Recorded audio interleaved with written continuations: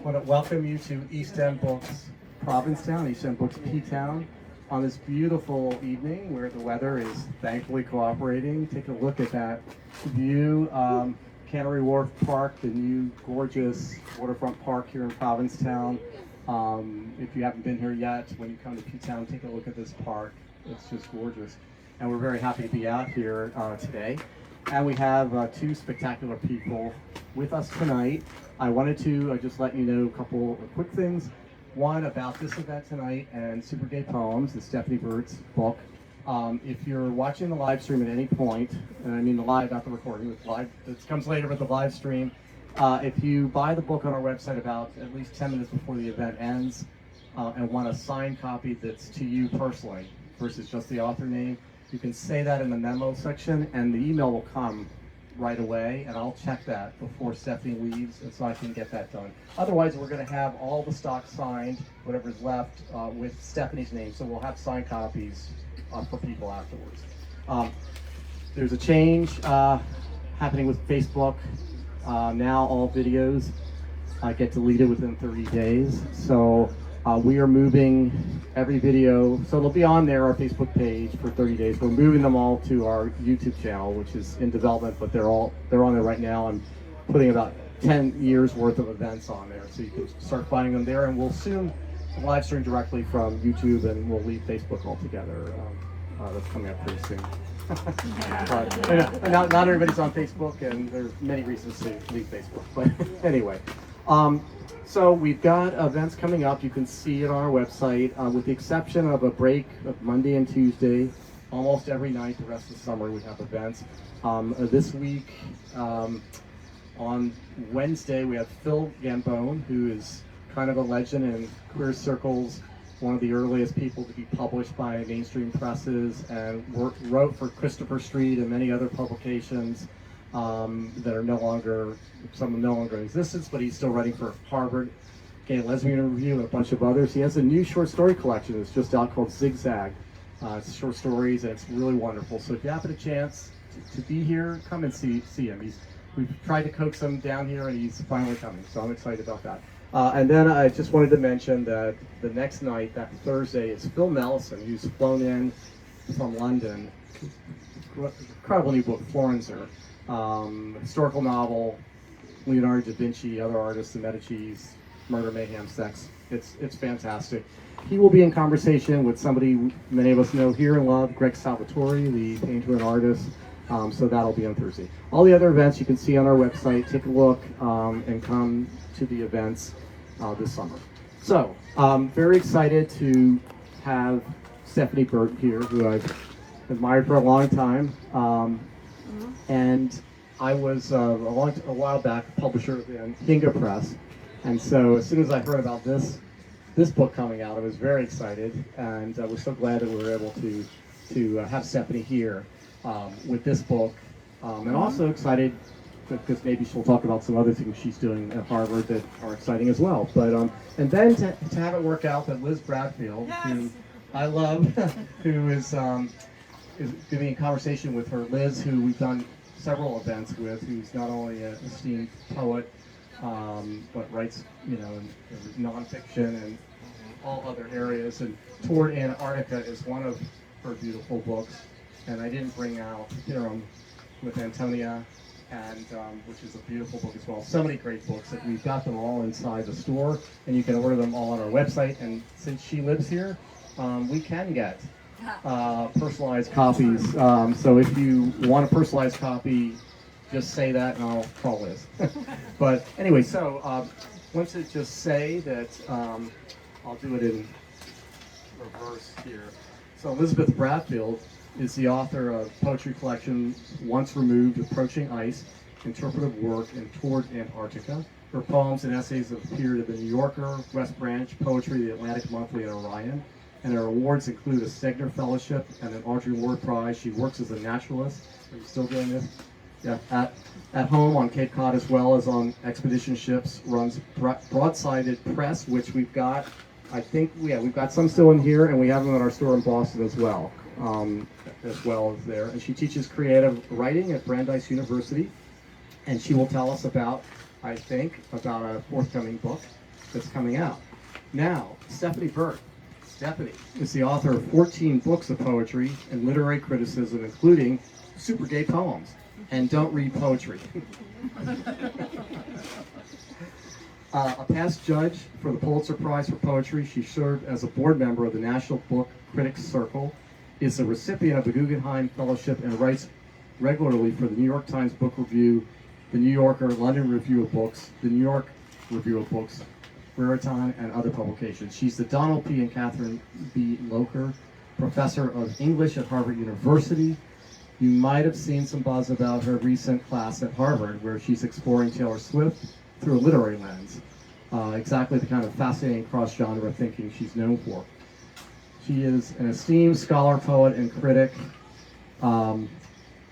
anthologizes 5 decades in this book of verse for and by queer Americans, interpreted by Burt, the poems of Frank O'Hara, Audre Lorde, Judy Grant, James Merrill, and many others, and traces a flourishing of life, queer life from Stonewall to today. A major poet and literary critic. This is an incredible book. You need to pick this book up. We have sold a lot of copies. I just was told we were sold out in Boston, and we have a reorder going, and we'll be having a reorder after this event as well. So congratulations. Thank you both so much for coming. And if you could speak into the mic, we would very much appreciate it. Thank you, thank you, thank you. Hi.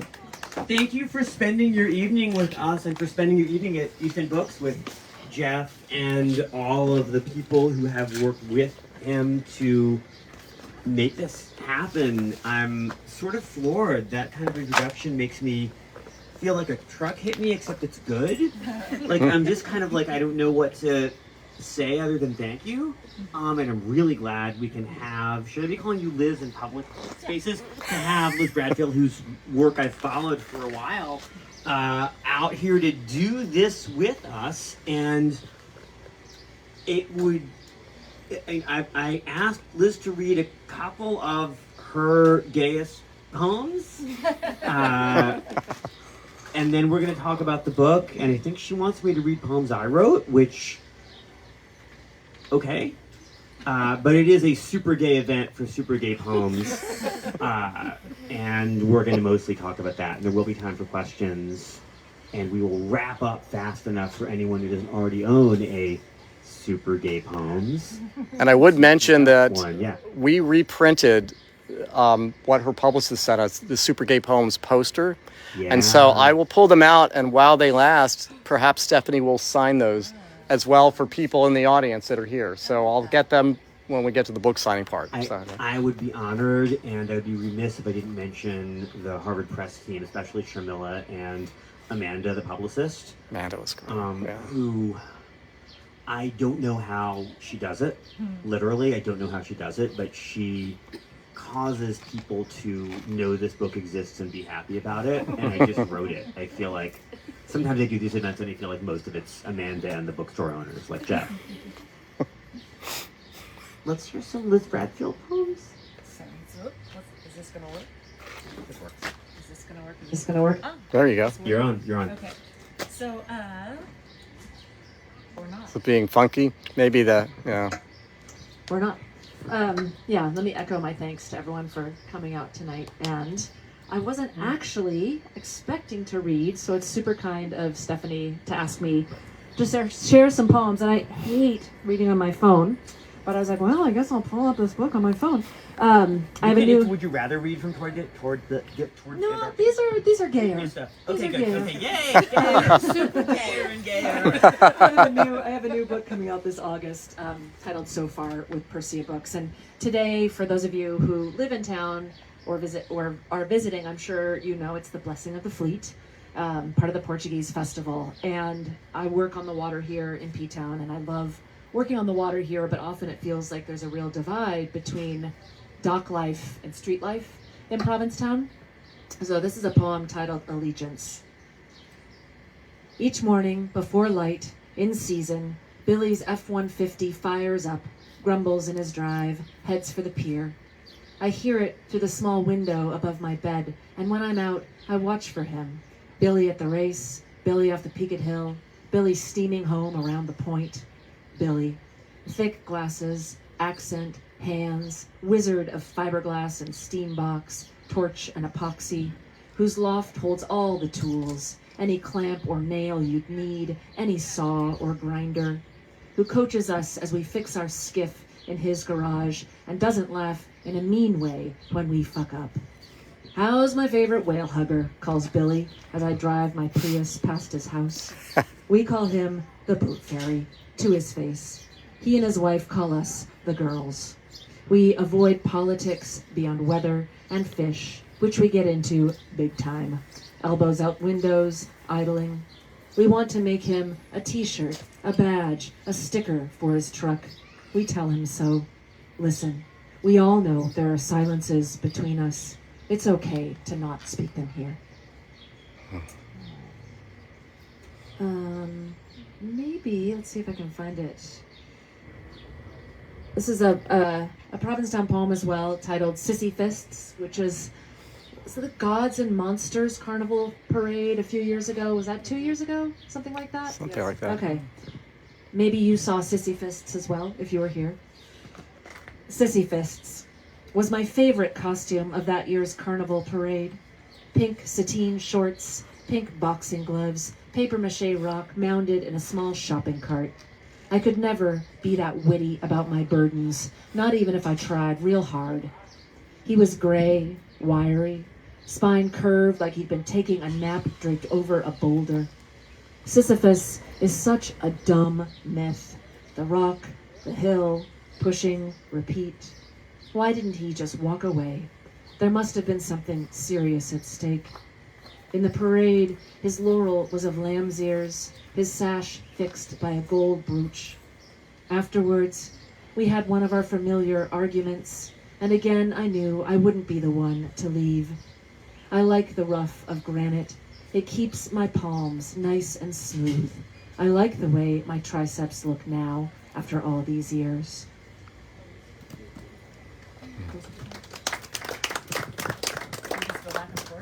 That is so lovely. I want to just like stop to write something down.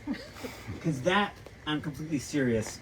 Like, there's an answer poem right there. There's an answer poem to that one. Write it. Okay, give me a sec. Okay. Or you could say it out loud and it'll be on the video. No, you're not allowed to say the first line of a poem when you're not done writing it. Oh. Just give me a minute, and we will return. While Stephanie fishes. It's kind of a commercial message, yeah. Yeah. I'm Yeah. just going to say... It's Provincetown, you're supposed to fish, right? Exactly. That's right. It's on a theme. What a delight it is to be here tonight and to talk about poems with Stephanie, whose work, of course, I've read, and, you know, to gather together the queer elders and youngsters and singers and dancers in this book is such a beautiful endeavor. And I just really appreciate the essays that allow us and ask us to spend a little more time with poems by Gabby Cavalcaresi, by Chen Chen, Marilyn Hacker, Mark Doty, Carl Phillips, and going back, poets who I hold in my family of beloveds. So, yeah. I was going to ask you about this space and about Provincetown as a gay space. And I was a little bit surprised. Should I give you this? What? Yeah. Yeah, sure. I was a little bit surprised that when I reread a lot of Mark Doty, for example, that I ended up in New York City with him rather than around here or in a garden or with a dog or doing the other things he's best known for. But I really wanted to get something that was not an AIDS elegy. And one of the goals that I had for this book, and I'm the last one to say if it worked, but this is things I was trying to do, was here's some poets and some poems that I really wanted to write about and some poets I wanted to introduce to readers who maybe didn't know who they were, especially sometimes international writers, because it seems like every lesbian in Britain who's over a certain age grew up reading Yue Fanthorpe. But, you know, raise your hand if you grew up in North America and you've heard of her. See what you have? Well, you own a bookstore. Oh, yes. And you're a poetry publisher and you're at a book festival. But you really did know about Yue Fanthorpe? Yeah. Had you ever lived in Britain? I lived in Shoreditch for several years. There you go. East London. There yeah. you go. So, yeah. Yeah. Yeah, if you hang out with lesbians in Britain who are like over 40 now, you have heard of Yue Fanthorpe. So there's a real international... Are you saying I'm a lesbian over 40? Because I am. But... Oh, we have even more in common than I thought. I wouldn't have gone there, but okay. No, I just assumed you met some. Over 40 many. now, not over 40 then. Oh, yes. Did I just say something wrong? No. What was it? Okay. I'm always like checking because you have to check with these things. The point is, international noticings and deep dives into some of my favorite poems, but also just an indication of range. There are poets who are known for one poem, two poems, two books, one topic. And sometimes that's unfortunately appropriate. There are bands where they're known for one song because that's by far their best song. But there are also quite a lot of writers who have way more range than the anthology pieces and the social media hits would tell you. And that was really one of the things that I wanted to be able to do. Right? People encounter Audrey Rich because they read Diving into the Wreck. Which is fine, but she wrote a lot, and a lot of it was super gay. People encounter Danez Smith through one of about 3 or 4 poems from the first half of their career, and they're all either poems about having unsafe sex or poems that are Black Lives Matter poems. And they're great, and they should be famous poems.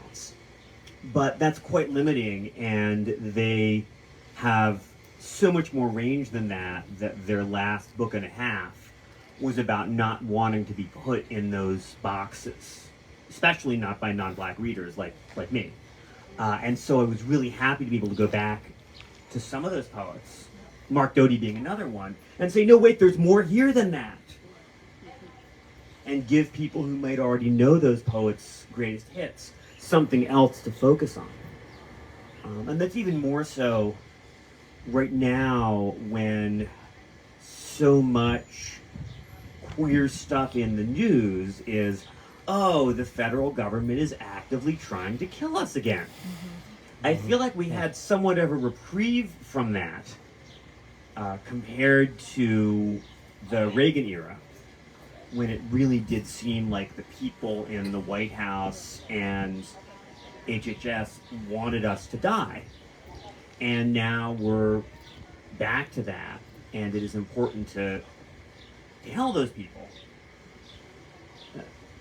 go get stuffed, we're gonna live, but it's also important to demonstrate queer joy and trans joy.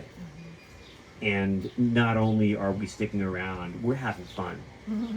And I hope that this book is fun and has fun. Could you read Chen? Oh. Speaking of fun,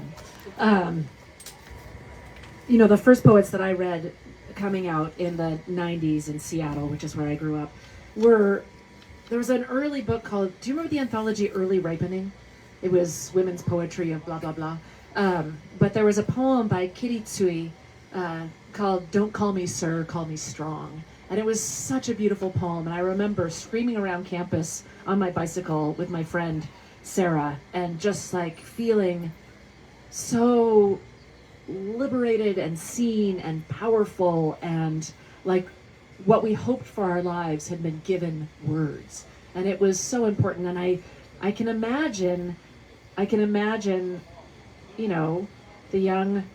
youngsters, the young teenagers and 20-year-olds finding some of the poems in here, especially Chen Chen, and thinking, oh, there is another way to be. Yeah.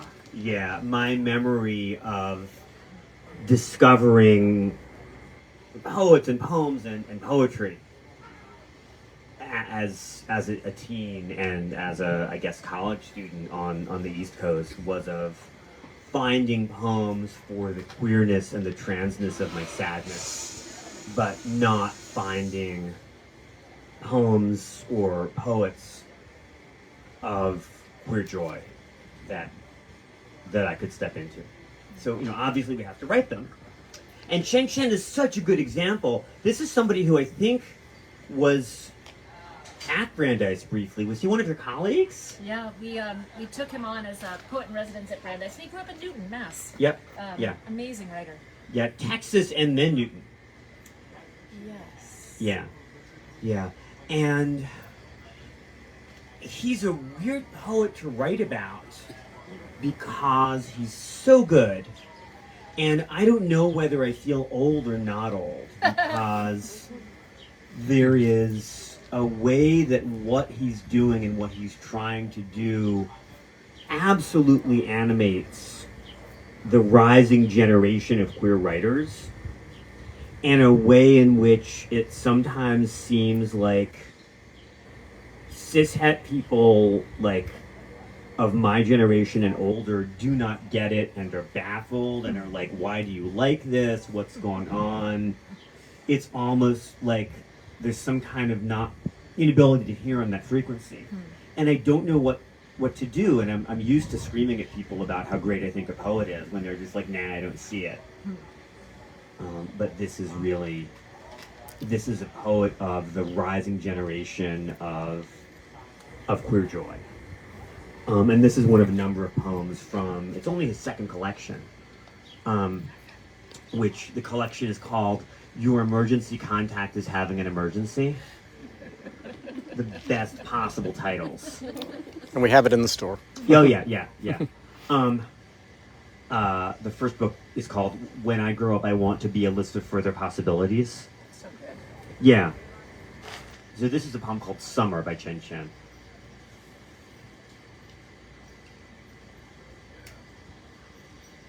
Helps if I can see the poem. You are the ice cream sandwich connoisseur of your generation.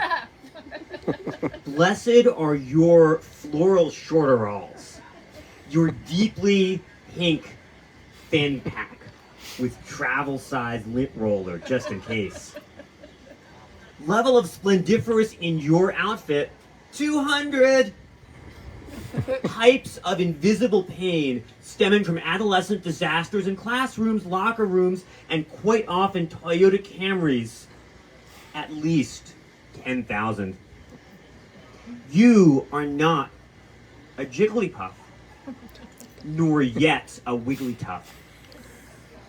Reporters and fathers call your generation the worst, which really means queer kids who could go online and learn that queer doesn't have to mean disaster. Let me read that line again. Which really means queer kids who could go online and learn that queer doesn't have to mean disaster. We're dead. Instead, queer means splendiferously you.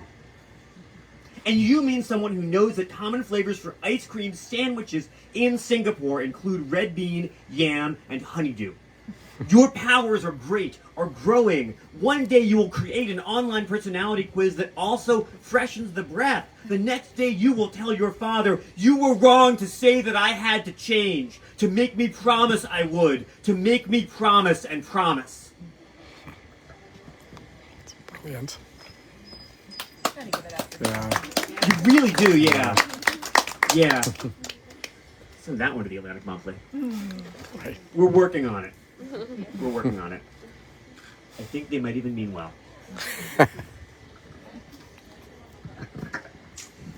I think what I love about that poem and what I love about the range of poems in this book is that,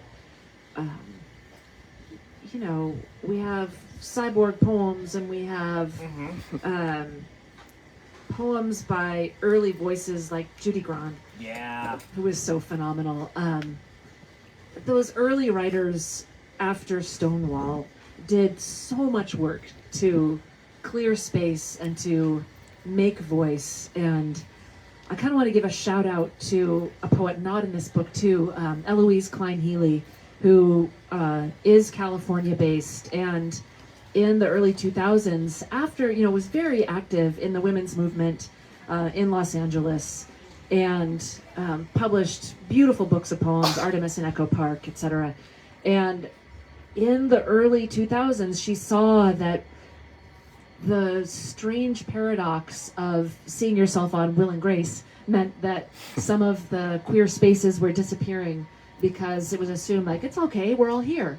And she had the foresight to create a press just to publish lesbian writers. And so she was publishing poetry and fiction by lesbian writers in the early 2000s. And she published my first book, and I'm super grateful. But one of her dear friends is Judy Grahn, and they went back. Their last publication was a reissue of Judy Grahn's New and Selected. And so I'm wondering if you'll read Judy. I can try, yeah. The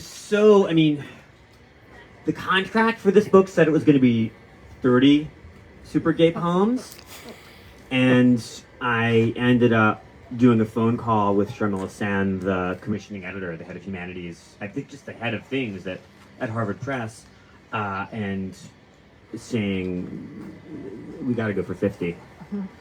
And Wait, but there's she went for it. 51. Well, I know. Kind of snuck that in at the end. I mean, the problem with this is that you can always, if they let me, this could have been 80, right? And there's always people who could have gone in. I'm not going to start listing them, but yeah, some of whom are very much figures of the 70s and 80s, and some of whom are more recent. And Judy Grahn, if you don't know who she is someone who's pivotal to a lot of women's coming out stories from the late 60s and early 70s, and probably her most influential work starts as small press publications in the years of consciousness raising groups of people, especially on the West Coast, going to stores where things are sold on consignment and bringing it to their consciousness raising groups and saying, hey, look, I read this and maybe I'm done with men, which was sometimes how it was phrased. And often, and this is part of Judy Grahn's experience as well, other people who are trying to do feminist movement political change, who are straight or think they're straight, saying, no, that freaks me out, that's bad for all of us, wait your turn, go away. Whether feminism would be lesbian inclusive in the early 70s was a conflict. Yeah, depended what room you were in. And so she wrote from that moment and about that moment. And this is a poem from a sequence called the Common Woman Poems, which is a series of pictures of definitely or maybe lesbian figures and women who deserved more space than they got to construct their own destinies in the environment of the early 70s. So this one is called Carol in the Park, Chewing on Straws. And you have to imagine it as having two voices. There's a sort of Greek chorus that says a few lines, and then there is a narrator, a figure who's describing Carol. So it begins with the kind of choral voice. She has taken a woman lover. Whatever shall we do? She has taken a woman lover. How lucky it wasn't you.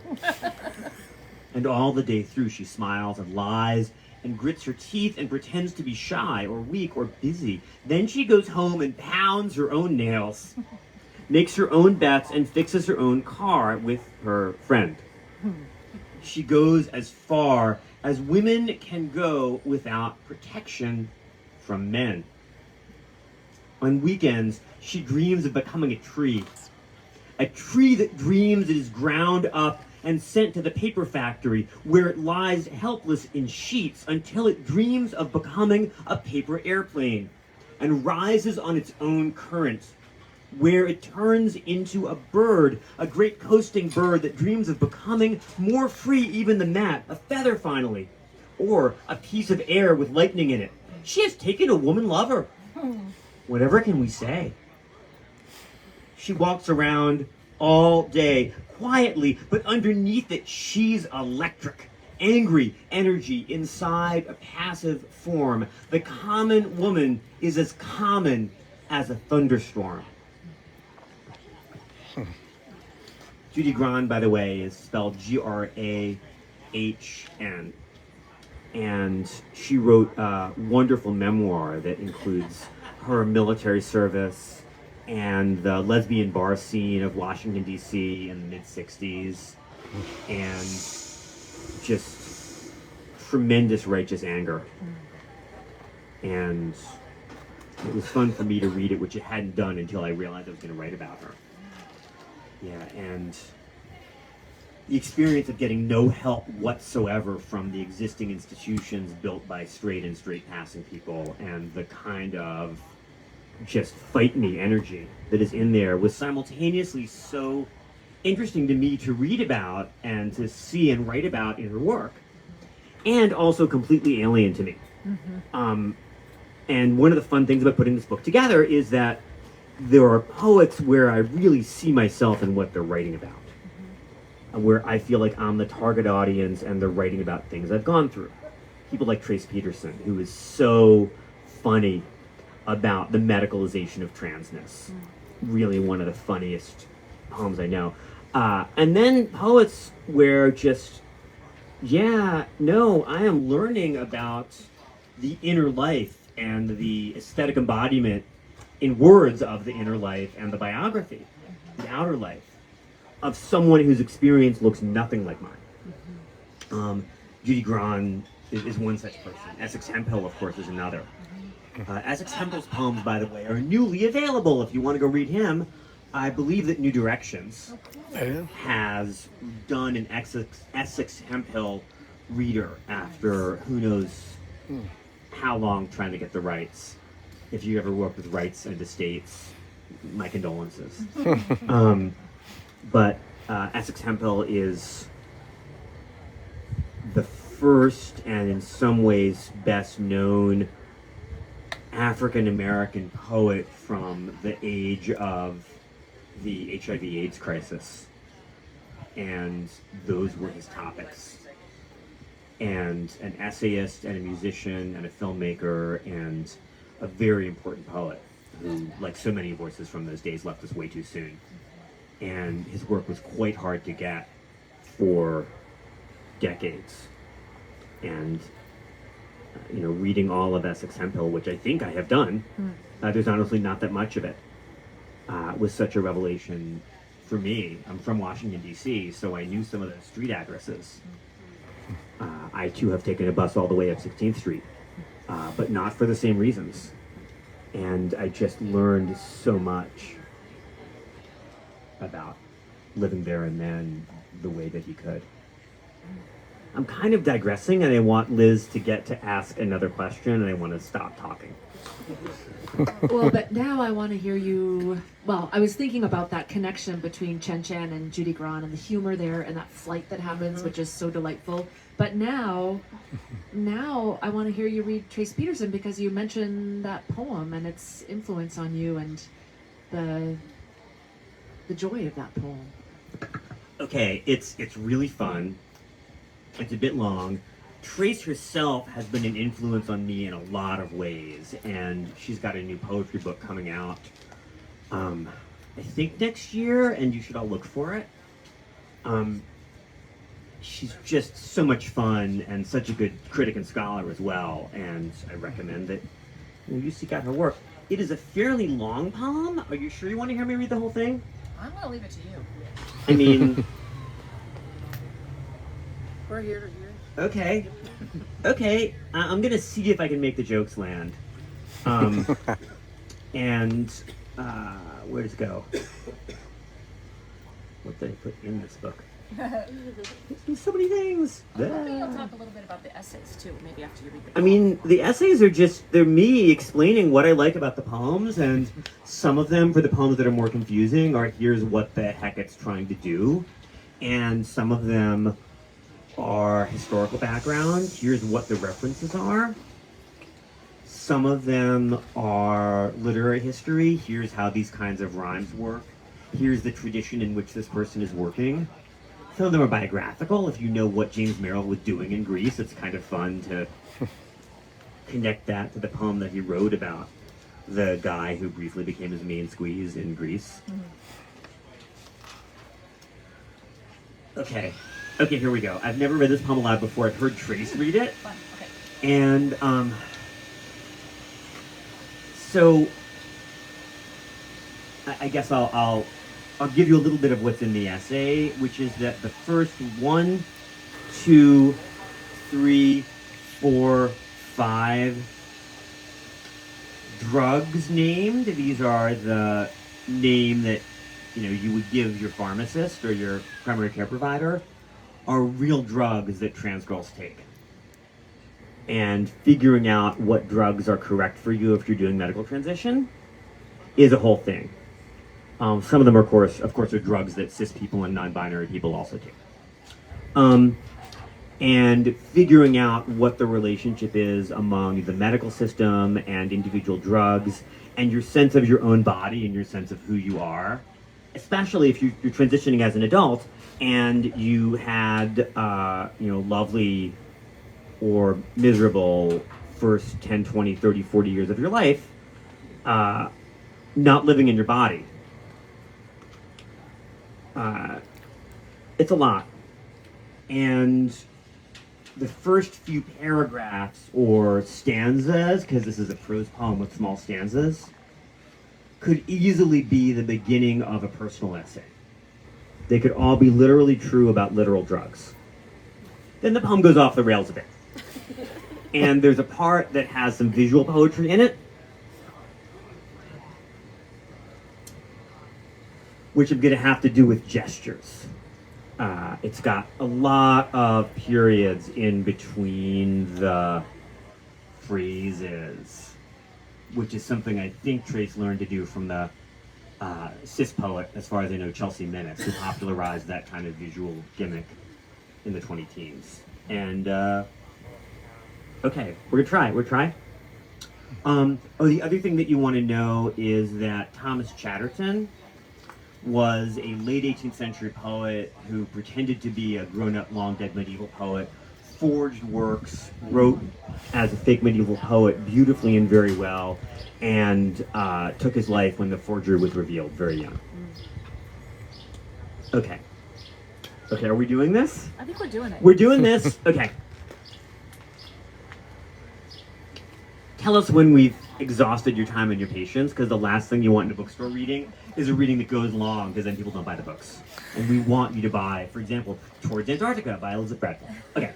Okay. This is Trace Peterson's poem, The Valleys Are So Lush and Steep. Yeah. I have not been having an easy HRT experience for a trans gal, especially when it comes to blocking testosterone so my body can develop properly in response to estrogen. Spironolactone gave me brain fog. So to block T, I switched to finasteride. The blocker dose of finasteride made me too sleepy to function. So I switched to progesterone. Progesterone had some nice effects, but it made me loopy and had a kind of thought-freezing quality. So I switched to dutasteride. Dutasteride made me too sleepy to function and caused me to phase shift into a fourth dimension at unexpected moments. So I switched to walzenone. Yes. Walzenone helped ease off my body hair, but it gave me unanticipated telekinetic powers, which would cause a table to fly crashing across the room when it got upset with someone. So I switched to Benefiantin. Benefiantin seemed to be working for a while, and I could genuinely concentrate until I slowly became aware that it was making my skin fluorescent green and stretchable over any nearby hardwood surfaces. Punk rock anamorphosis had ended long ago, so I switched to penal zombie-on. While I enjoyed the ultra-feminine high that penal zombie-on invoked from my kinesthetic being, it had the unfortunate side effect of causing me to hate most poetry I hear, or maybe that was just poetry. In any case, the constant sore throat, or what they call the penal zombie and engorgement, became highly inconvenient when I needed to sing impromptu arias for job talks on composition theory. So I switched to Rubicon. Though not technically a blocker, Rubicon had several advantages in terms of how it personified and mirrored my T levels internally. A short-range tactical missile flew by in search of its drone-targeted recipient. Testosterone's self-reflectiveness on Rubicon invaded my being on a coding level of intensity to the point where rows of shark teeth swallowed every time management skill I ever learned. There was no going back. I decided that Rubicon was too much of a simultaneously alienated and intimately ski-mask experience. So I switched to Nova Scotia. The best side effect of Nova Scotia was its remoteness. Though it made me feel slightly alienated around other poets, I did manage to get a lot of writing done. However, in the process, I lost all sense of reality and missed my grant deadlines for the 4th time. A mouse ear grew out of my hand, so I switched to Nepotismopolitan. With Nepotismopolitan, I definitely engrotted some anti-testosterone connections in the entertainment world, which had me at an advantage when passing as entertainmentally female, but my pores became enormous. When I think back, I wonder if Nepotismopolitan was taunting me the whole time. Tumescent wing growth pollited out of the sinking vessel. Due to interaction warnings, I couldn't eat too much processed food anymore, and my T levels were still too high, so I switched to Well-Masteride. Yeah. I liked the feeling of cosmic omnipotence, corresponding with complete and utter abjection that Well-Masteride gave me, being at once a unique, delicate flower, snowflake, and a humanistic repro confection seeking airtime like every other platelet in the bloodstream. But it made me leery of discussions about trigger warnings and delaying puberty in children. Pang of detained weekend fixture turned permanent job. I stopped thugging around in my endocrine blotter with Well-Masteride and instead turned to Jamie Lee Curtisall. Jamie Lee Curtisall made me witty and urbane. Being around me was like an episode of Female Frasier, slightly sped up. But soon the crash happened and we were in a recession. Jamie Lee Curtisall caused me to scream and scream at the horrible truth about how people really perceived my gender, suddenly rushing at me around street corners. So I switched to Small Pondylaxone. Small Pondylaxone made me feel big. For a moment, I contemplated calling an agent to discuss my enormous, very specialized coupon stash. But I couldn't get out of bed, so I tried Crepusculine. Now, the great thing, I told you this was a bit long? Keep going. Yeah? It's so good. Now, the great thing, Trace Peterson's so good, you should read her poetry. More of it. Second book soon. Now, the great thing about Crepusculine was that on this one, I really felt like myself on 5 cups of coffee for a few minutes, lugging a trampoline up the Capitol steps, past the stone lions that guarded the secret to what's inside increasingly smaller panties I never held any responsibility for. A good place to do research. I made all kinds of appointments to publish poet things and attend everybody's reading in a stacker, almost steroid-like configuration demented with charm. But the hyper-concentration that Crepusculine offers caused me instead to stare at a Grecian urn for days on end, transfixed by thoughts of lighting up and smoking the latest poet laureate. Or at least getting a medical prescription for him/her to become culturally all over me. Crepusculine rendered my T levels nearly invisible as I lay swooning across a Chatterton velvet couch in my garret, but there was no one around but me to serenade, so I switched to Lesbiamine. Need a low chair for this one. Lesbiamine caused In peace talks, rankled tall girl spat juicer. But look at your sport. Like a gorgon, tufts of. Kissing us in the museum, making me attachment weekend blocker, my leg around your letter, a desk, bank holiday itch. Chapel, clasped. In a restaurant booth or vamp stamp, something chocolate. Anxiety being unsexy. And you need lateness, de-storying me. Too intense. Like the crushed flower. I couldn't take all the ellipsis anymore, and they were intruding into my dissertation writing time, so I switched to pastoral wenchtrin. I think I am going to stick with pastoral wenchtrin for a while and see where this goes. It's quiet here, and there are sheep, and no wolves masquerading as bears climbing the hillside of an apple Danish I bought from my student loan debt ceiling. Aha, ooh, yeah. As long as I pay the credit card bills by end of the month and get my name changed in time for the church basement sale, maybe I can find a way to live. As my body reaches a kind of equilibrium, I am trying to have as small a percentage of me as possible be fabricated as method acting, and as great a possibility as a pink skull half-shaven skyline be real. The valleys are so lush and steep. How to end not wanting to be myself, being not quite myself. Wow. Okay, so I'm so glad you read the whole thing. The whole thing. I was so afraid of, like, exhausting people. You can't stop midway. No, I mean, that's kind of the things the poem's about, right? Like, what do you do when just trying to be yourself exhausts the people around you? Like, just say, you're stuck with me? Change? How? And those are some of the questions, not just that Trace is asking in that poem, because anybody can ask that question. I just asked it now. That poem and its weird-ass, non-same size, heterogeneous, as it were, prose blocks find, at least for me, the aesthetic embodiment, the sufficient aesthetic embodiment in language of those questions. And that's one of the things that poems are for. Just want to think about that for a sec. Yeah.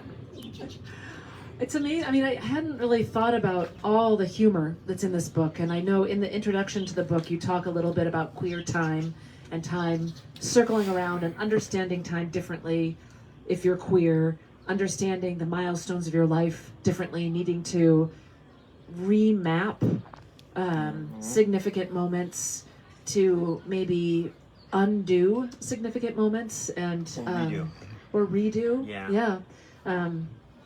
Yeah, your coming out party and you're coming out again and you're coming out again. Yeah.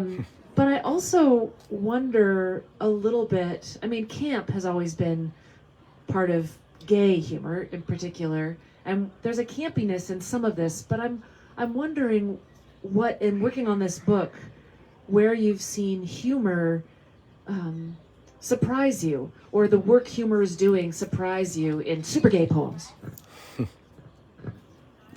I love that question so much.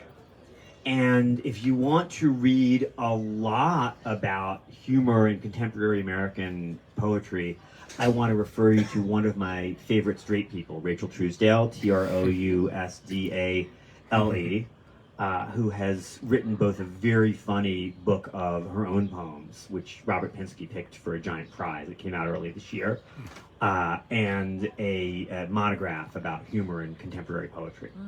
So I almost want to just like, phone a friend and see what she would say. But instead, I'm just going to look at the table of contents and realize how many different kinds of humor are in here. I love puns, I love wordplay, I love the kind of humor that can spark and move on. I try to do that in my own writing, and there's some of that in some of the poets who are here. One of the many reasons I love James Merrill so much is the amount of super gay puns in his super gay poems. But there are other kinds of humor, right? Like that poem of Traces it brings the humor of exaggeration, of taking something many of us have experienced to a ridiculous extreme as far as it could possibly go, and then it brings the humor of recognition. Jamie Lee Curtis all is a lot funnier if you know who Jamie Lee Curtis is, and at this point I don't think that she would mind. I hope she wouldn't mind. There is straight up situational humor. There's a very long Richard Howard poem that again is not a Richard Howard poem that other people put in anthologies. It really is one of my favorites of his, where the humor develops slowly as you realize where this letter from a class of 6th graders is going. There is Ji Leong Ko's wonderful, intricately rhymed poem about a glass dildo, which is quite serious about how wonderful glass dildos are, but is just funny because it takes glass dildos so seriously, and it's not really common to read very serious poems about fun sex toys. It brings kind of the giggle of embarrassment coupled with the rush of recognition. And then there's the stand-up comedy humor of someone just leaving it all out there about themselves and leaving you to ask how much of this is serious, which is one of the things that Hera Lindsay Bird, who is an extremely online poet known for her extremely online poems, does in her poem Bisexuality. Sometimes I wonder whether camp and the camp kitsch distinction has been just bulldozed into non-existence by the rising online generation. But something queer about queer humor will survive as long as we do, which is, till the earth is swallowed by the sun. There's also the thing about humor, right? If I make a joke of it, if I control the humor, if I see the humor in a situation and lay it out for consideration, there's such a power in that, right? There's a reclamation of experience, and there's also fuck you, right? To whoever wouldn't get it, right? And this claiming of insider humor and connection, and I think there's a delight in that as well. Yeah. I think we might be getting toward the end of our allotted time, because I want to be sure people get the time to buy books, including Elizabeth books, and have dinner. Yeah. And ask them questions if people Are want we as well. asking questions or reading poems, or what are we doing? Both. Well, I think we should hear one of your poems. Okay, new one or one from the book that you I liked? leave it to you. Okay, should I read a new poem? Yeah. If you're sure. I'm sure. Okay. Now, while Stephanie looks for the poem, if you want to consult with your neighbors about a question you might have, sometimes it's nice to check with your neighbor, see, I had a question, did you have a question? Then there will be that opportunity, and we will scatter to the winds. Okay. Have to scatter the wind and stay and hang out. Or stay and hang out. I think we're like in a wonderful master class. This is fantastic. By the sea. And we get to hear the toilet flushing, which is also funny to me. It's a beautiful new toilet. Hence the mic It's in the appropriate studio. for super gay poems. So, should I read the Nancy Mace, or is that too long for now? If you've got something, I'd love to hear that. I was gonna read. Now I'm scared. Should I read two new poems? I was gonna read the title poem, which is quite short, from the book that will be out in 2027. It just got the contracts in the mail. It's called Read the Room. Great title. Give you that, and then yeah. Okay. So this is a poem called Night Comes to Acton and Sudbury, which, if you don't know, are outer suburbs, the prosperous outer suburbs of Boston. Wide-eyed and hypervigilant. Wide-eyed and hypervigilant. Given against all evidence, her reputation as wise, the pale barred owl on this oak looks perfectly still, although her irises and auricular muscles still move. She seems to scour schoolyard and sky as if waiting in the full moon's light for the new moon, or the advent of some far owl-friendly nation. All the tall bipeds seem to have fled indoors. The parallel, thin, suburban lanes are fossils. Trilobites, maybe. Their ribs arcs far enough apart for houses with lawns in between. No other birds, no clouds, no stars as yet. We try to read the room. The truth is great, we tell ourselves, and will prevail, just not anytime soon.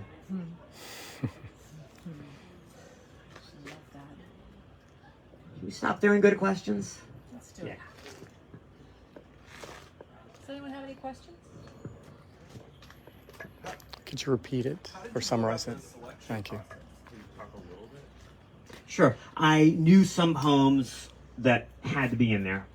And I knew some poets like Doug Powell and Essex Hemphill had to be in there, but I didn't know what the poems were. So I read all their work and picked something. And then I went looking for other poets and other poems that were stylistically or emotionally or demographically or internationally not already in the book, that I loved and wanted to write, 2,500 words about. And I kept doing that until I had 51 poems. Any other questions? This may be the dullest question to anybody but me, but the rights, getting those, which I know is a pain. I mean, did you have people that you couldn't get them from, or you got so frustrated you said, screw you, I'm not going to do this? No, because it's almost all living poets, and the rest of them are largely poets whose estates and publishers are agreeable. I don't know what we paid for Audrey and Rich, because that part of it did go through Harvard Press, but Rich was really the only one where we had some concern. The real rights disasters are if you try to anthologize Eliot or Frost or Larkin, and then you have to sell your house. Oh, Oh yeah. God. That's true, yes. Yeah, not even going there. Yeah. Yeah, you've seen how that works. But yeah, no, the Harvard Press was great in handling rights. And the truth is, if you're dealing with a living poet, unless they're absolutely a jerk, the living poet wants to be in the anthology. And you can go to the poet if you haven't heard from the publisher. Yeah, the worst is when you have to talk to estates or to favor and favor. One last question? I do hope you'll mention, because we got an email, a note up here as well, mention your book coming out in the fall, this fall. Yes, from now until October 15th, I am touring on Super Gay Poems, out now from Harvard University Press. Please purchase it. On October 14th of this year, excuse me. I literally change hats. I change hats anyway. I like hats, but I change my figurative hat as well as my literal hat, and that is the pub date for Taylor's version, The Musical and Poetic Genius of Taylor Swift, published by Basic Books, and I will be telling you all about that. And Taylor Swift is really one of the great artists of our time, and I love that at least one of my favorite artists is having that level of success. No, she is not a major poet. She is a major songwriter. They're different. She also doesn't write novels. She wrote a novel in her teens, but that's a whole story. She also doesn't, compose symphonies or write stage plays. Songwriting is an art of its own, and she's very, very good at it. So that's the next large stack of bound paper that I would like people to enjoy and maybe take home.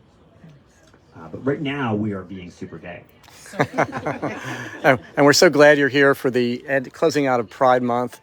To be here in Provincetown, it's fantastic to have this book. Festival, And the Portuguese the gayest Festival. festival of the season. So more comedy. That's not correct. More comedy.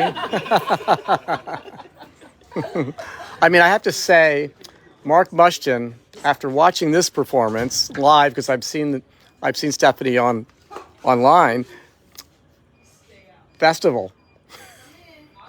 I'm going to fly down to Florida for your festival, and I hope Stephanie's in it. Check your email tonight. Thank you, Seth. Thank you. Thank you. Thank you so much. Where do you want us to go? So Well, we can sign what we'll do.